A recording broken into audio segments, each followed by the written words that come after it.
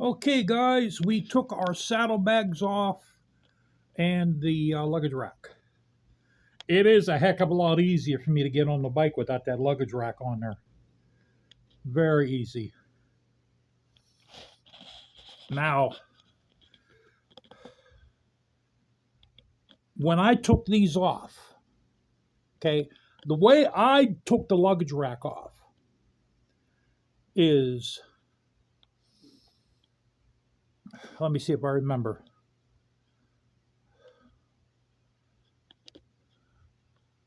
I took that out, and I loosened that. Okay, and I did the same on the other side. Then the luggage rack is able to tip back. Okay, then I put this one back in. And I took that out. Because what I was afraid of is if I would have took these three fasteners out on each side, I was afraid the fender would have dropped and it would have scratched it. So that's what I did. I took these two out on each side. I loosened this on each side. Then I tilted the luggage rack back. And then I put this fastener back in. Then then the fender is held up by that fastener and that one. And then I took, because this one here, you take that out. And then I was able to take that one there out. That way the fender wouldn't drop at all. And what happened to me is when I went to put this one back in, there was no thread. So I'm thinking, well, the bolt must have dropped. So what I did was I got my endoscope out, my borescope, this little guy right here, and I looked behind the fender with it, and there's a dog bone behind here, guys. You know what a dog bone is? A dog bone, it looks like it's about that long, and it has inserts to go in the hole, to go in the fender hole from behind the fender, and it's threaded. What happened was that shifted like that. And then when I tightened this in, when I torqued it down, I bent it. So I had to take the dog bone out, and I straightened it out on my vise. But yeah, there's a dog bone behind here. I'm thinking behind here, there's probably another long dog bone. So you know what I'll do? I'll connect up the borescope. I'll show you guys.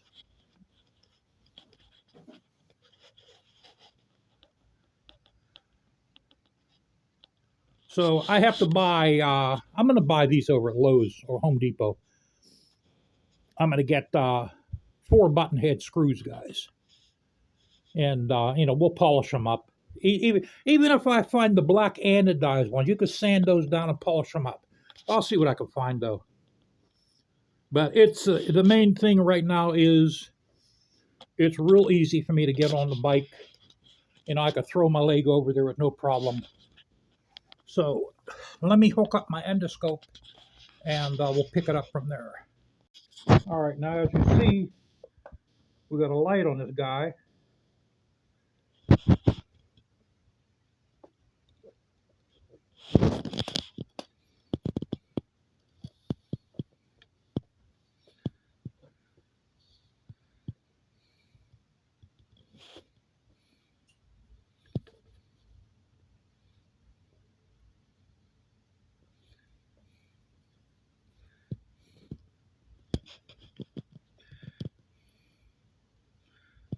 Hold on a minute, guys. It's pretty hard to do this with let me pause you guys. All right, I bent the neck a little bit more. Hey, how you?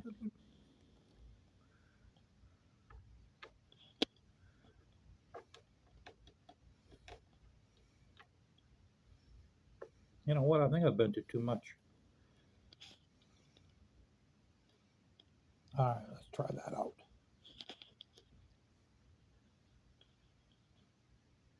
Yeah, so you could see the dog bone back here. See it? That's that one right there.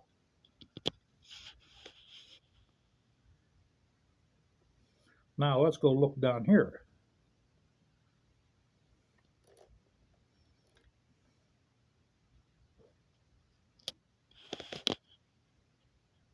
Yeah, that does look like a dog bone there too. Oh yeah, yeah, see it?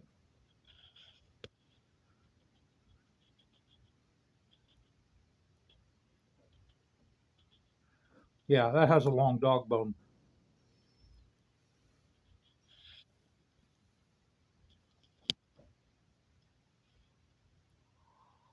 Uh, Let me show you my tonsils, guys.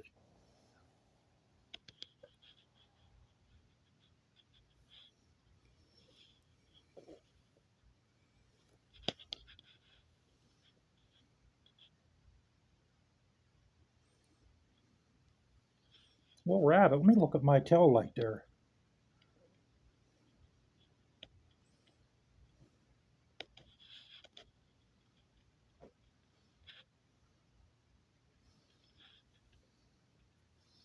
Alright.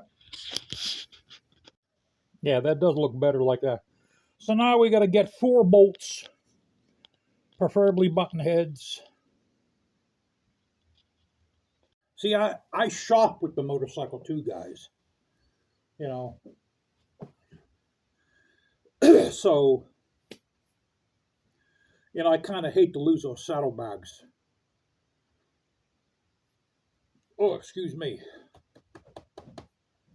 Just had a cheeseburger with Swiss cheese on it and mayonnaise and light mayonnaise. So, I mean, if I put the saddlebags back on a bike, it's not going to make it harder for me to get on a bike. So what was making it hard for me was that sissy bar. That's what was making it hard for me to get on a bike. So as for the floorboards, you know what? I'm not taking the floorboards off. The passenger floorboards, I'm leaving them on. I am not messing with those. I don't want to have all these parts laying around. The luggage rack and the passenger seat and the backrest, I could do without that. Okay. I kind of like having the saddlebags on, though, be honest with you. So I'm going to have to make a decision for that. This area, guys, I gotta move away from here. This place is horrible. The kind of people you have around here, man, are on the road. They're worse than anywhere I've ever seen. And I've been down to Florida all the way up to Canada on the East Coast, and they're worse than Boston here. They're worse than Bostonians.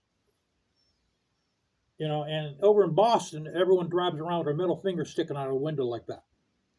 These people here are worse. And what it is the kind of people you have in America today, they believe in dog eat dog. They're in it for themselves. It's all about them. They're self-entitled. Okay. And they have matter of fact, I don't think they have any empathy whatsoever for anybody. But when something happens to them, they expect someone to have empathy and sympathy for them. Well, that's how you treat me. That's how I'm going to treat you.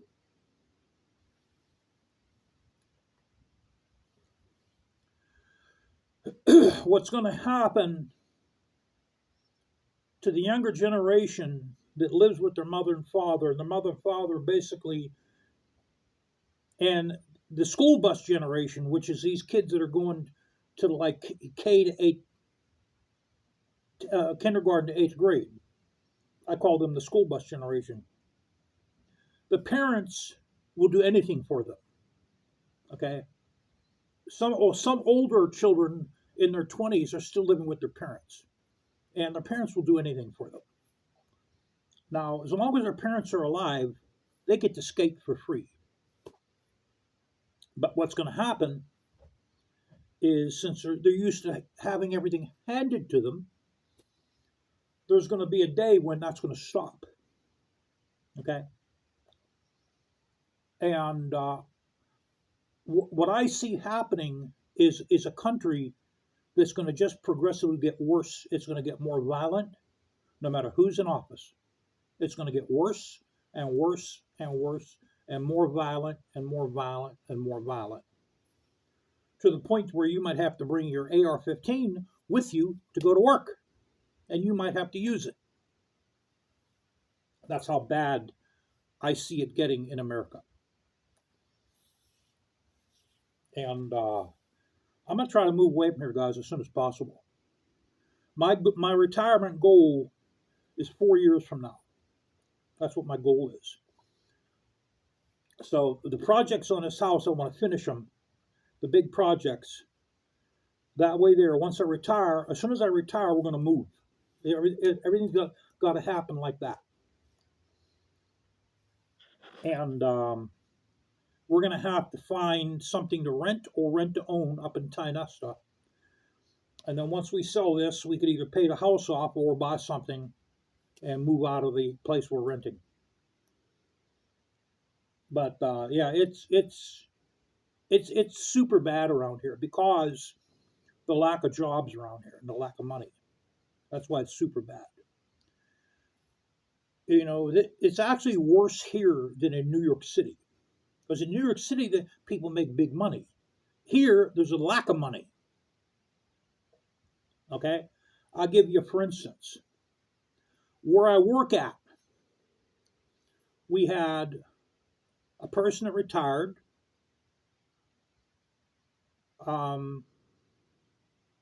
We have a maintenance man that just left. We're actually short 4 people, and they cannot find anybody to fill the positions. 4 people. The job has been open for almost a year now. All 4 jobs. Can't find no one that wants to do dirty work, basically. And you get life insurance with this company.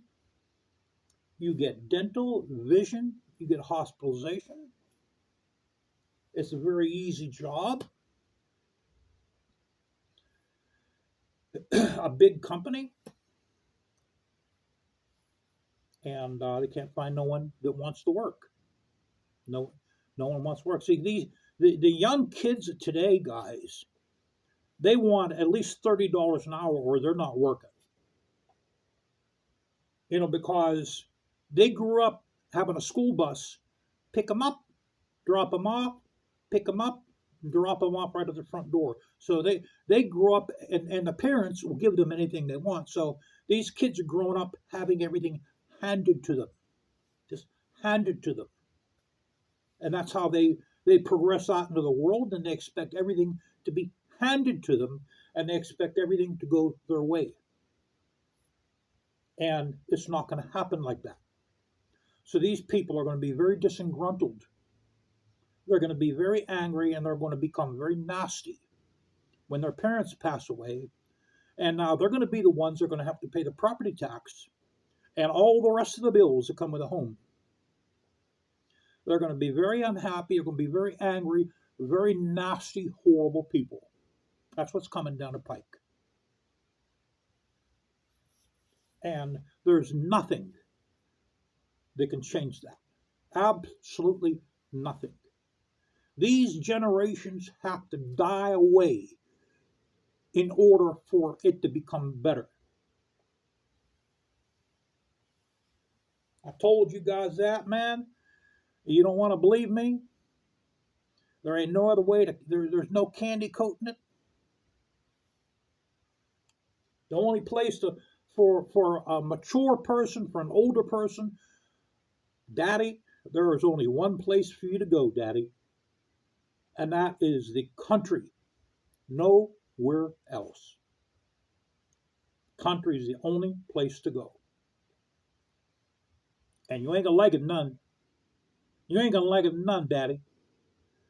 Or you're gonna look out your door, there ain't gonna be nothing but trees, and you ain't gonna like it none.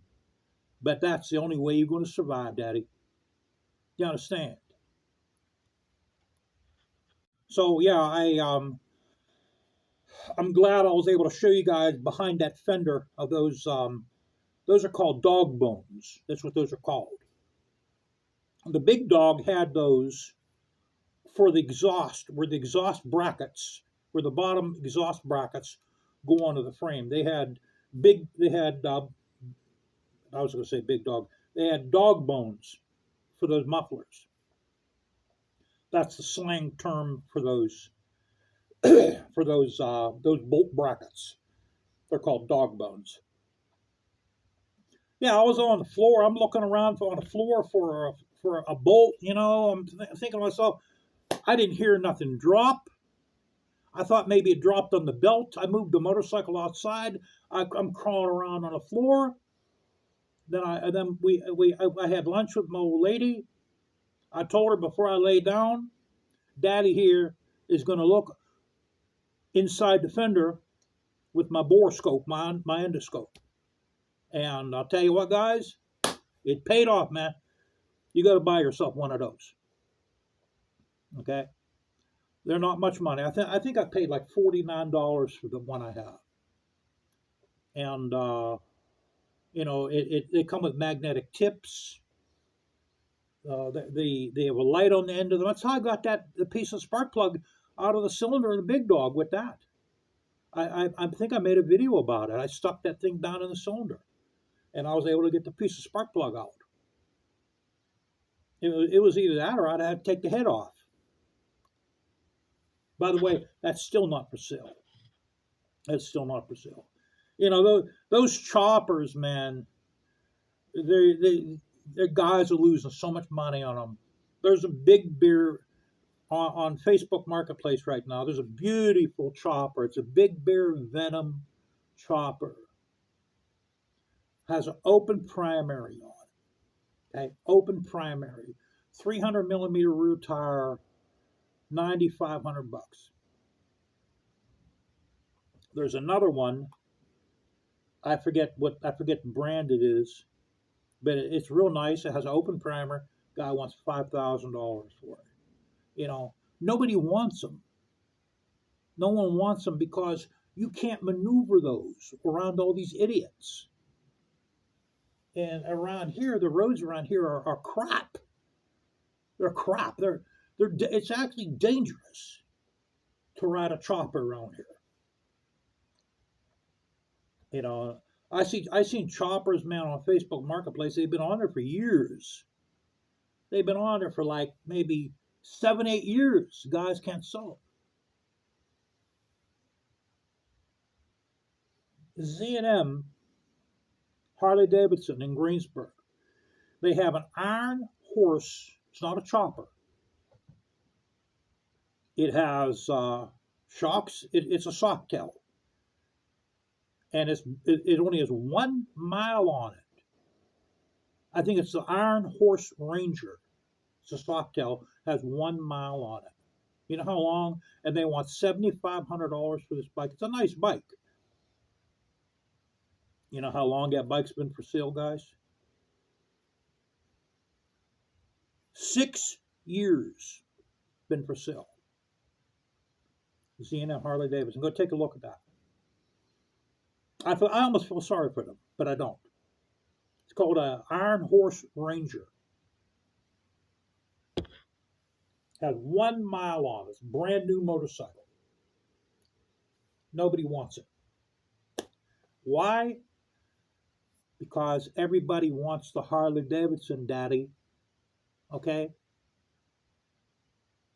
Because you ain't nothing, sucker. You ain't nothing, sucker, unless if you have a Harley Davidson.